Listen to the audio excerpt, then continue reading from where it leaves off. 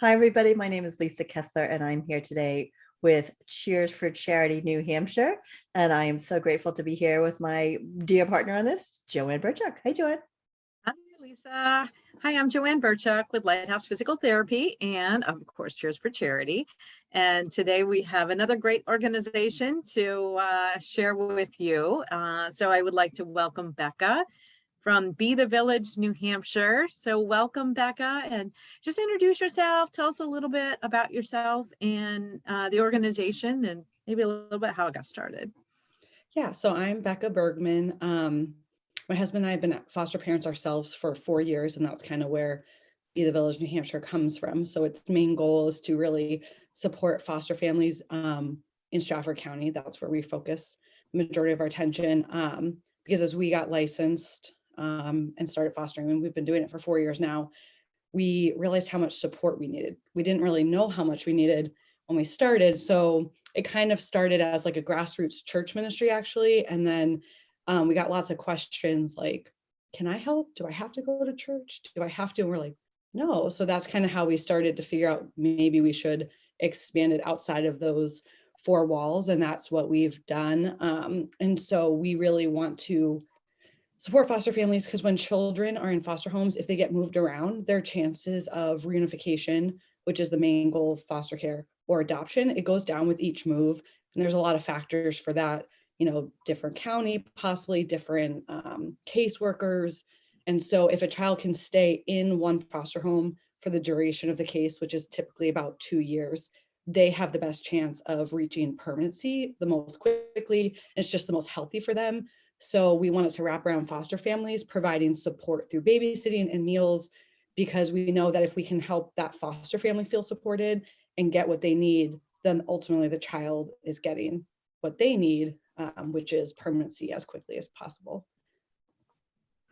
Yeah, which is so amazing. I mean, you hear so many stories of these foster kids that, get pulled very quickly from the home. They arrive at somebody else's house. All they have on is their clothes on their back. And for the families that are so gracious to take these children in and help them, they're now like, I don't have anything for an infant. And so to have an organizations that kind of jump in there and help them, which ultimately, of course, helps the children is so fantastic. So you've been fostering for a little while yourself then. Yeah, so we've had 7 long-term placements in the past 4 years, and we actually just said goodbye to our most recent placement in 2 weeks ago, I guess. And we were actually her third home, and that was kind of what I was saying of like they move around, and it's just a statistic that reunification process and the permanency can go down. And so she'd been in care maybe like 18 months, but she was able to move to a pre-adoptive home, which is really exciting. So she is finding that goal for her. But yeah, we really just try to do like meal prep. So that's one of the big thing we do is meal prep freezer nights, because when we first got licensed and had we actually took siblings as our first placement. So 2 kids. So I had 2 kids at the time as well. So we had 4 kids, 5 and under, very quickly. And people set up a meal train for us, but meals, it is like having a baby when you have a lot of kids coming in and there's so many things. They miss their parents, you're doing phone calls, workers are swarming, there's all these things. So we found meals to be really helpful. So we have a freezer and businesses, churches, we've had homeschool groups, different groups can, we make it really simple. They can make meals and we pass them out as needed. People can request them at any time. So that's been pretty successful. And we have babysitters. So we like background check everyone because there's a lot of appointments. So like court dates, there's extra appointments, there's therapies, there's different stuff. So having people who are willing to give free babysitting is also really helpful. Because if not, it would add up really fast, especially because we've taken siblings 3 out of the 4 times. So that means there's double the people needing this stuff. And there is some support through DCYF, but that's not their job. Their job isn't to their job isn't to do like meals and stuff, right? They're there to help us in a different way mostly with navigating the courts and the bio parents and those sort of things. So we started to see that foster parents were feeling really lonely, and like if they're not getting out, then their marriage is suffering, and if the marriage is suffering, then the kids are suffering, in the sense that they're not having time together. And we experienced that like when we didn't get out, so we had to make a point to make that more important. And really we could do it because people were generous to us. They said, okay, we had someone gift us once a month babysitting nights for free so we could get out. And that just like, it was something we could count on to say, Yeah. this is really hard, but we can look forward to this time out. So we've tried to help encourage people to step into babysitting. We also have a delivery team. So like for those meals, we do want to offer delivery through Stratford County. So we have people who can sign up to pick up a meal at the freezer and drive it to someone in Stratford County. So the foster family doesn't have to also think about figuring out how to get the meal. Or if we have an item, through donations, we're able to purchase items like car seats or different things that families need. So maybe I have one on hand, so I need to get it to a foster family, or sometimes we purchase and deliver it to them, but through Amazon or whatever. But so we are pretty open to lots of things, to different ideas that people have. We've done bike drives. We have our first parents' night out coming up, which is really exciting, to give parents a night off, foster and adoptive parents, because adoptive parents need that break too, because they still have a lot to work through with their children. Right. So Yeah. Oh, that's great. So they somebody watches all the kids, so the parents can just go. yeah, this and is our the first kids one. So have we have fun. maybe 25 volunteers and maybe like 50 kids right now signed up. It's coming up in a few weeks in March. So yeah, this is our first one. We're going to have pizza for the kids, some goodie bags.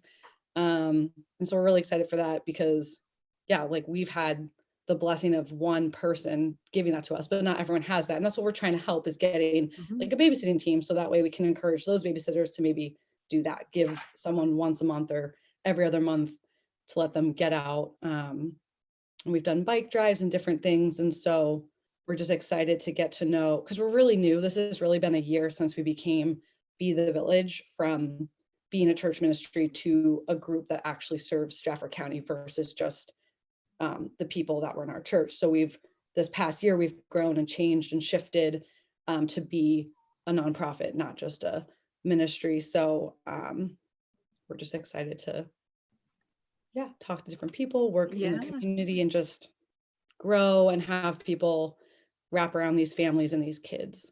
So a question for you that I'm thinking about, if people are listening to this, what are the kinds of things you could really use help with? Are you looking to line up more babysitters? Are you looking for money and donations to help offset some of these items that you have to provide, like you mentioned, car seats? Are you looking for people to make meals to fill your freezer? Like what are the kinds of things that would really be beneficial to you if someone's listening to this and going like, I'd love to help? What can they do? Yeah, our core teams are the babysitting teams, the delivery team. Donations are obviously always helpful, because then like for our babysitting night, right, we're buying water bottles and pizza and goodie bags and all kinds of stuff. And then the meal prep nights are definitely always something we're doing. We basically do one maybe once a month, sometimes every other, depending, but they do go pretty quickly, especially with COVID. Foster families have been really wanting meals when the whole family gets sick and they can't really leave. And then we just really want to be open to what people have. Last May, someone offered flowers for us to send out to the moms for Mother's Day, the foster parents. So we would be willing to partner in any ways that people have ideas too, because we like to try to do Father's Day gifts, Mother's Day gifts. We just sometimes we send out a gift card, like a coffee card. So even like donations of things like that, like coffee cards or restaurant gift cards, because a lot of times foster families are really large. So like going out is a real treat, because it's a lot. One, it's a lot of work. You have to like mentally prepare. We've brought 6 kids to dinner before, because we want to still, do that special thing, but you have to like prepare for the amount of kids. Foster families are often large. And then, it can be a financial burden for some to do that. So restaurant gift cards and coffee cards, because we like to send encouraging notes throughout the year, just like, you're doing a great job, we appreciate you. So those are ways people can be helpful to sending gift cards. Yeah, or if they have any ideas, like I have so many ideas of things that I hope to continue to grow into like birthday bags. So if someone was like, oh, that sounds like great, like, really, yeah, let's make that happen. Or just like thank you bag, like, you know, we could put in whatever someone wanted in there. So I really like the idea of bags or like little boxes, is something I want to grow. So I feel like people could sponsor like bags of any kind if they wanted to do it for a holiday. There's lots of different ways we can get creative, but babysitting, delivery team, and the meal preps are kind of like our big three. And on our website, we have like a volunteer form that people can fill out. And it kind of like goes through those, like what those mean and kind of what that commitment looks like.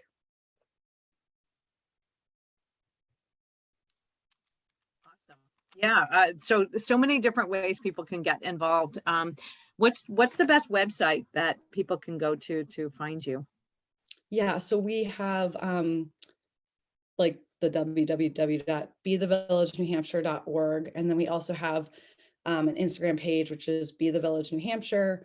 And then we do have a Facebook page, which kind of still follows that like more grassroots thing, how we started. So foster families can post like a need, like I have a car seat or I need a car seat. And then sometimes other foster families have one or someone's giving one away. So we do still try to allow space for people to maybe be giving something that they already have. So, and that's a mix of community members as well. So it's community people who might want to give something, and then foster families who might need something, because there are some larger Facebook group for foster families, but this one is more specific to Stratford and parts of Rockingham, the ones more on the seacoast like Portsmouth and Newington, because it's hard when you're always seeing requests out in like Bedford and Plastow, places that are farther away, and that's just where there's typically more people. So we try to keep our focus currently in this area. But yeah, so there's also which is probably a really good idea, because without a strong infrastructure, it's hard, to keep growing and growing. It's do what exactly. you do well, and it sounds like you guys are really rocking it, providing quality over things. quantity for now anyway. And it's hard to reach those parts when like that's not where you're at. Like I don't know the workers the same way, don't know the offices the same way.